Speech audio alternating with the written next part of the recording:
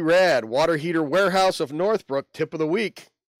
And if rumbling and cracking sounds are made by the water heater, or there never seems to be enough hot water, it's time to clean the tank. Or maybe it's time to replace it. I don't know. Stop by the Water Heater Warehouse in Northbrook and talk to Bob. He's the one that just wrote, if you were listening during the break there, wrote us the nice long book on how much gas we need at what water columns. And yeah, exactly. He's got a full line of A.O. Smith Professional Pro Line water heaters with pure magnesium anode rods. Check it out. It's like he also responded to you telling you that the anode rod is one, the drain valves is another. In other words, even though it says A.O. Smith, it's not the same as the box store one. That's it. Yeah, other places, here it is. Other places cheap out on and install aluminum anode rods that gel and sludge. With Bob from Northbrook, everyone gets wholesale prices at Water Heater Warehouse in Northbrook. It's right across the street from Glenbrook North High School. Give Bob a call at 847-564-4448. And if you want to know, if you want to know if you need a new water heater or maybe just some Maggie Rad, Bob will be able to take care of you. Maggie Rad comes in 2-pound size, approved by the water heater manufacturers, and you can find it at Menards, or better yet, the Water Heater Warehouse in Northbrook. You want to make your water heater last 20 or 30 years? Ask Bob. He'll show you how.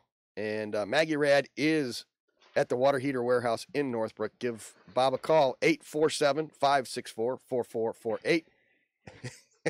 Why are you laughing? I like this last line. Don't blame us if Bob from Northbrook teaches you more about water heaters than you ever wanted to know. That's just Bob. So there you go. All right. And with that, are we rolling there, Fresh Meat? All right. Rolling.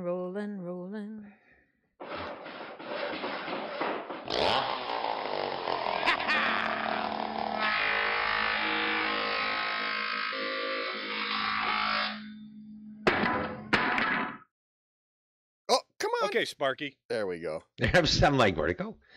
All right, so this week's tip of the week, because I assume that maybe sooner or later you guys are going to have spring. Nah.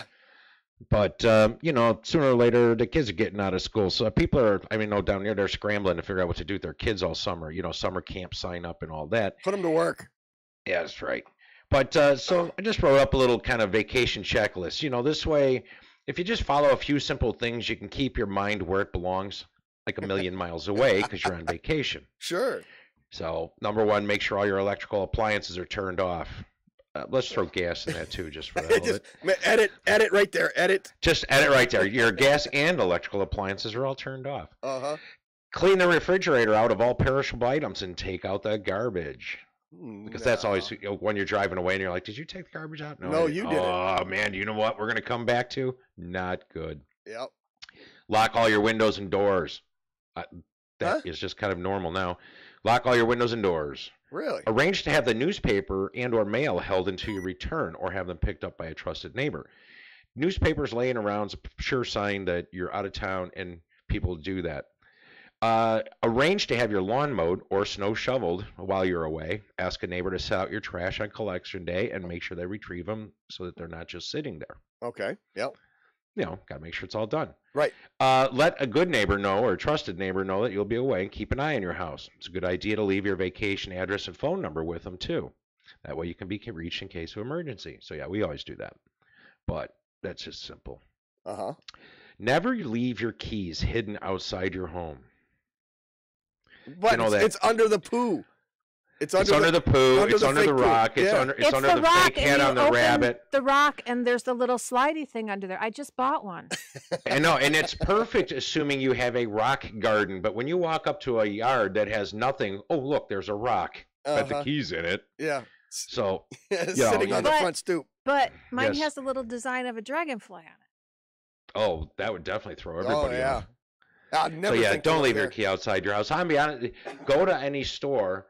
And you can buy a lockbox and hang it on your doorknob. Yep. Or they have them that they just bolt to the, you can just screw it right to the. Yeah, that's right. Right to the cider. Just screw it to the wall. Yep. Then you always have a key. Us, we don't carry keys. I got a push button garage door opener, so. Yeah.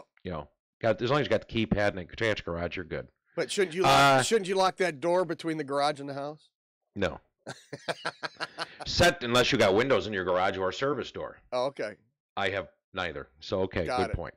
Set timers on your interior lights. Make it a couple different rooms, staggered times. Try to keep it a little like your normal routine. Mm-hmm.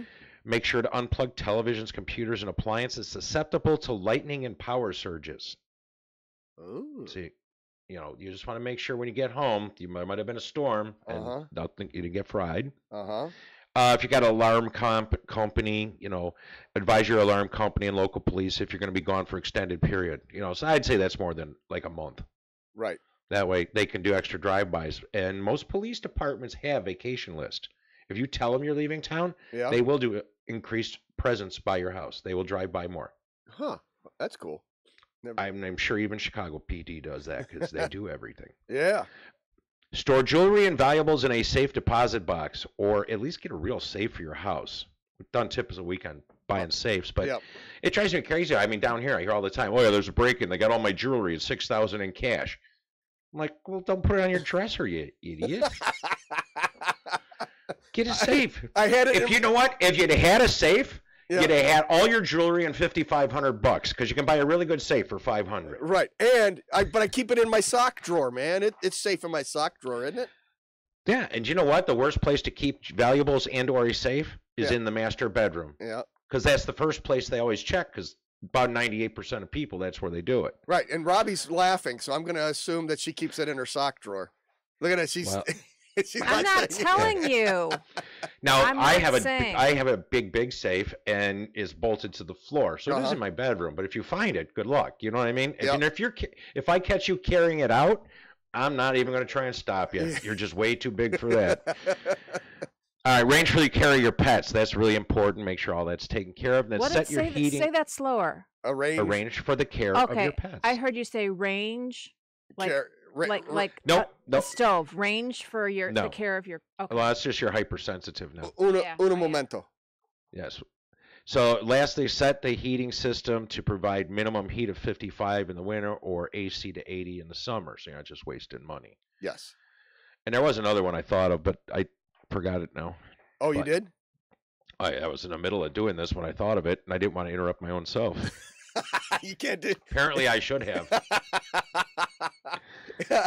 So there is one more. So you need to find out. Well, I'll have to remember it and write it down. And Tune in next time I hour. do this in 5 years. Yeah. Next 5 years. Tune in next hour, and you'll find out what that is. Oh, and we'll have Mr.'s Floor in here too. They're hanging out in the wings right now. I can see them. So make sure to stick around. We'll be back right after the news. Be right back. This is Mighty House. Mighty House will return.